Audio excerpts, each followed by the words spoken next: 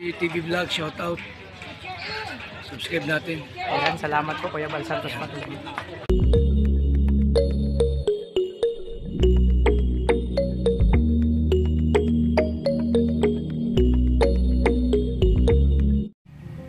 So ayan, magpagpalang gabi po mga kalingap, hapon, umaga sa lahat ng dako ng mundo. Kamusta po kayo?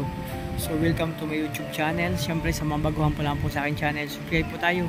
Huwag kakalimot na mag-subscribe po kasama ng kalingap na si Kuya Bal Santos Matubang at Edna yung Kalingap Love. Siyempre sa mga kasamaan ko po, Roel of Malalag, Rachel Morales, Darak, BG Skim, Alex Librada, Kalingap Victor, Kuya Regan, Jan Rivera Official, Justin Aguirre, Jan Dindon Official, Kalingap Awe, Kalingap Angeli, at siyempre may channel LPTV at sa lahat ng mga Kalingap partner support po natin, mga Kalingap, mga Kalangga. So mag-update lang po mga Kalangga, mga Kalingap, about sa aking magcha-charity. Kasi actually nga po andito pa kami sa biyahe, papunta po na po kami pabalik sa Daet. So galing kami ng Zambales. Syempre maraming salamat sa lahat ng sponsor po, sa lahat ng titas, lalo-lalo na kay Tita Linlin at sa kanyang pamilya, mga kamag-anak sa Zambales. At sa mga taga Zambales po, may galab shoutout po sa inyo. Maraming salamat sa inyong mainit na patanggap sa amin dyan. Napakabait niyo po.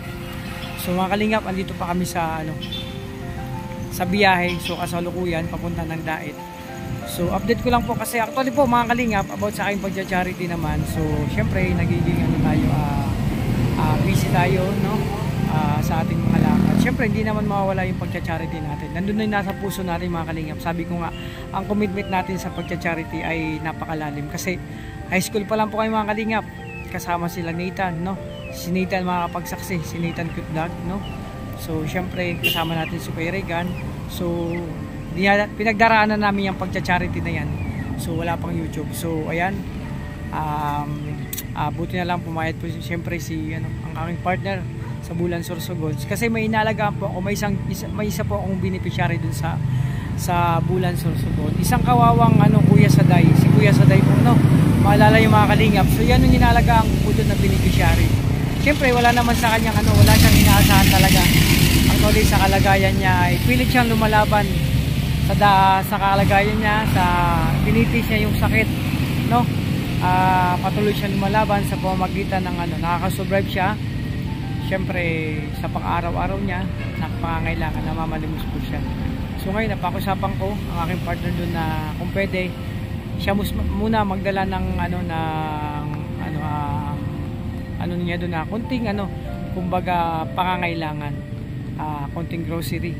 So yan, so pero actually mga Kalingap, lagi kong pinano yan, kumbaga mga pagkain-kain, ulam, kanin, mga ganun. So lagi kong pinapadala yan sa aking anak, syempre sa partner na po yan mga Kalingap, ito lang, walang camera yan. So yung pang-araw-araw na kayang kailangan pag may sobra sa bahay na pagkain, lagi kong pinapa-update yan. So ngayon sabi ko kay Mrs.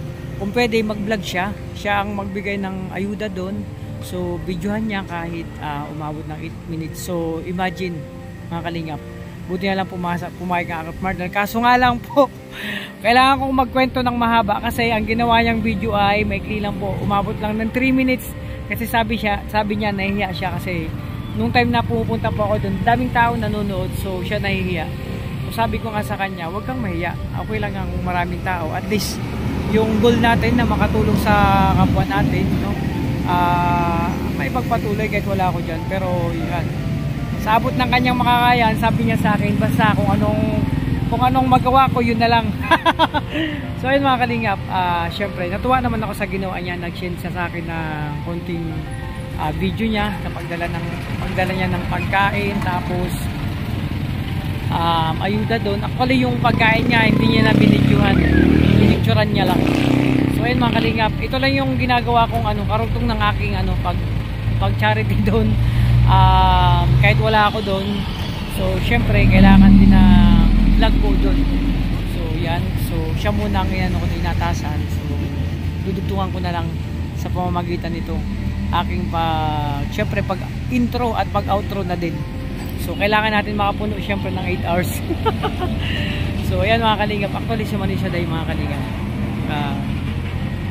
sabi ko siya yung goal ko, una-unahin ko sa mga beneficiary ko na siya ang gusto kong i-goal na maoperahan, pero marami pang proseso mga Kalingap.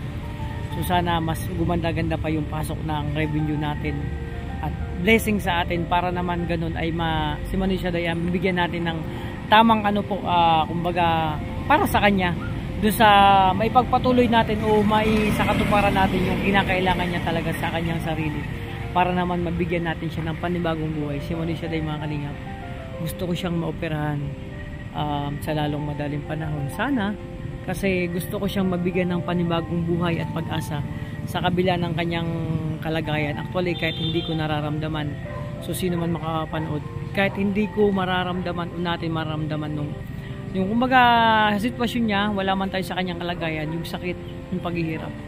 So panuoyin lang po mga kalingap yung pagpunta dun ng aking partner sa pagdala niya kanina. Actually kaninang hapon lang yun, pinakusapan ko siya.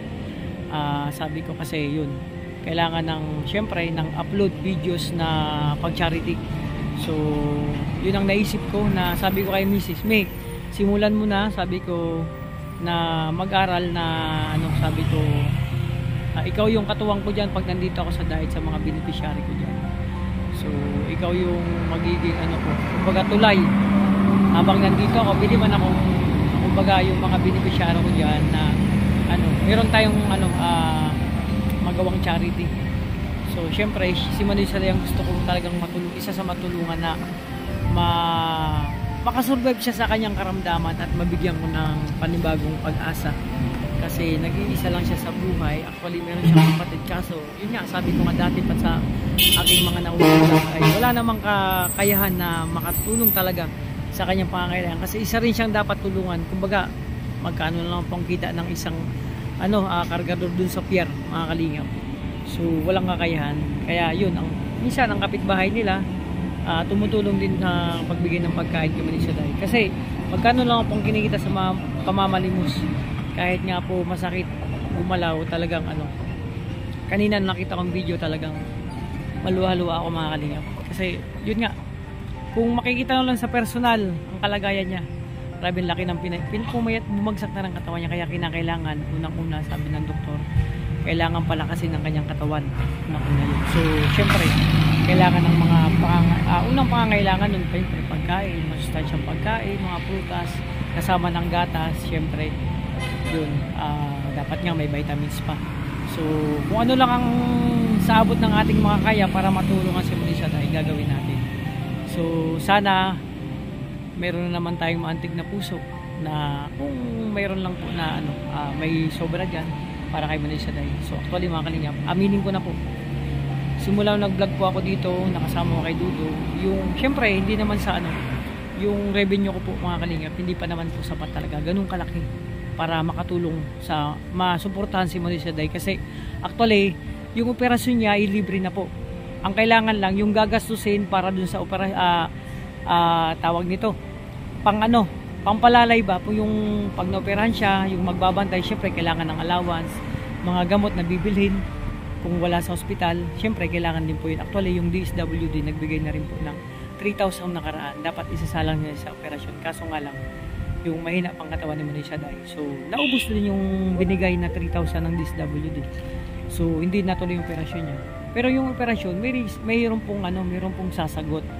So, at yung nakapanayam ko yung si Manoy Shaday at yung nag-aalaga sa kanya, nagtitingin-tingin mga kalingap. So yan, sabi ko nga tawag dito, sabi ko nga, basta sabi ko kay Manoy Shaday, antay-antayin niya lang ako doon kasi nandito ako sa diet. Syempre may goal ako dito, basta antayin niya yung pagbabalik ko lagi. Kumbaga yung tulong na darating sa kanya. So ngayon mga kalingap, pagpasensyahan nyo na po aking vlog ngayon sa gantong paraan na ang aking pagcha-charity ay gantong paraan yung aking pag-vlog. So meron akong partner na pinapunta doon sa bahay nila Manoy Shaday. Actually mga kalingap, hindi po nila bahay yun, walang bahay ngayon si Manoy Shaday. So may bakanting lote lang doon at merong bahay na nagiba talaga, tapos may pader, ginawan lang ng bubong ng trapal, makikita nyo po. So yung dating vlog ko, doon pa rin siya nakatira, So medyo malapit lang sa amin, kaya madali lang ako pumunta doon. Kahit wala ako dito, pinapatingin ko. Kaso nga lang po yan. So sabi ko nga, sa abot lang ating makakaya yung pagtulong kay Manisha Day. So sana may maantig tayong puso. Basta yun po ang i-google ko na ano, na sana makagawa tayo ng paraan para maoperahan, isa katuparan yung operasyon ni Manisha Day para matapos na yung kanyang paghihirap, mga kalingap. So hanggang dito po muna kayo pag-vlog sa mga ano po, syempre sa mga manunood, sana ipantig tayong puso sa kalagayan ng Manisha Day. So basta tayo mga kalingap, ako mga kalingap, hindi ako susuko sa, syempre sa abot ng aking mga kaya makatulong sa aking mga kababayan sa nangangailangan, sa sapat, sa talagang karapat dapat na matulungan, at syempre ang pagpapasaya sa ating kapwa andun na rin po. So salamat sa iyong suporta. Magpapasalamat ako sa lahat ng viewers dyan, supporters, lalo na sa mga sponsor, mga nagbibigay sa aking mga kasamahan na patuloy yung binibigyan na pag-asa, no, na kalakasan. Actually mga kalingap, ang isa sa mga, sabi ko nga, kung sa company, customer is a blood of company, dito naman po sa aking pagbablog, the viewers, supporters and sponsor is a blood of our goal. Ganun po mga kalingap. So kayo po nagbibigay sa amin ng kalakasan sa aming ginagawa, paglilingap. So syempre pasalamat tayo Kuya Bal Santos Matubang dahil sa kanya lumalaganap yung, patuloy na lumalaganap yung paglingap sa ating mga kababayan. So maraming salamat sa inyo. Basta mga kalingap, tuloy-tuloy lang tayo. So ito po para kay Manisha Day, patuloy po yung kunting ano lang, spot na video lang. So maraming salamat sa aking partner kasi yun nga, talagang kahit hindi naman siya vlogger ay talagang sinubukan niya sa abot na kanyang makakaya. Yung sabi ko, kuha na niya ng video kahit 8 minutes o 10.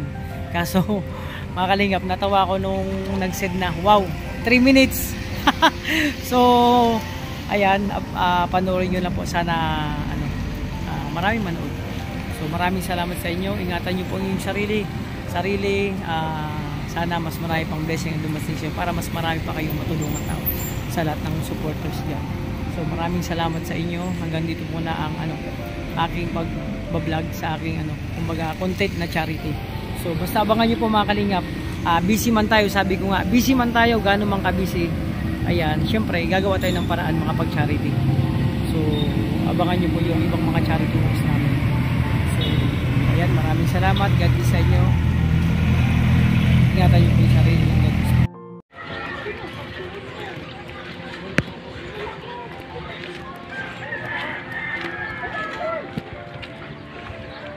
Magandang hapon, Manisha Day.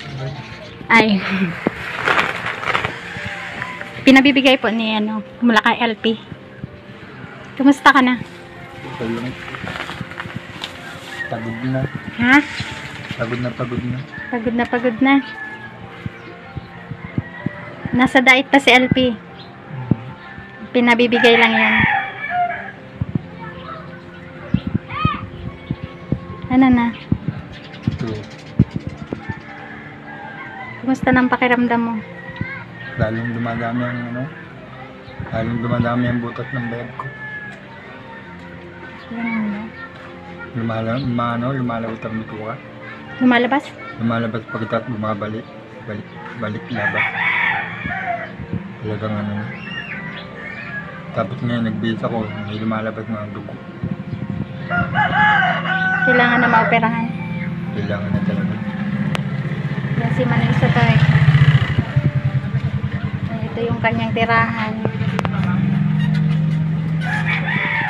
Kumain ka na? Walang ulam. Walang ulam? Padalhan kita sa ano. Pero kumain ka na? Hindi pa? Padalhan kita sa anak. Ito yung bigay ni Alpi. Ito yung kanyang higaan.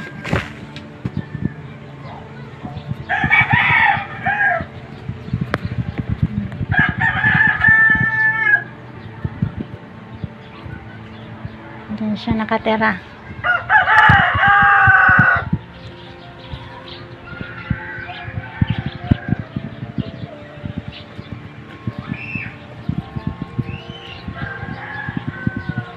Ang ilaw mo dito? Ano po? Yung Kandila. kandila. Gabi walang ilaw. Pag umuulan. Ha? Pag umuulan.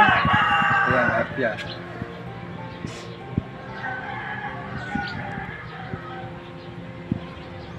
Ayan si Manay sa dayo.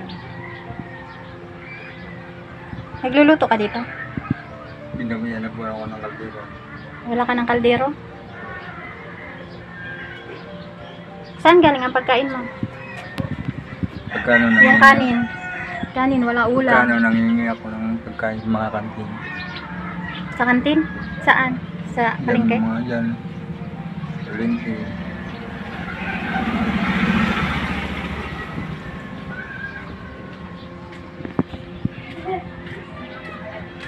Ayun, walang kaldero.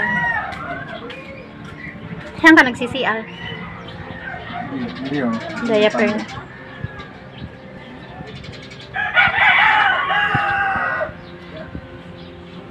Ayun yung tiraan mo. Manay sa dayo.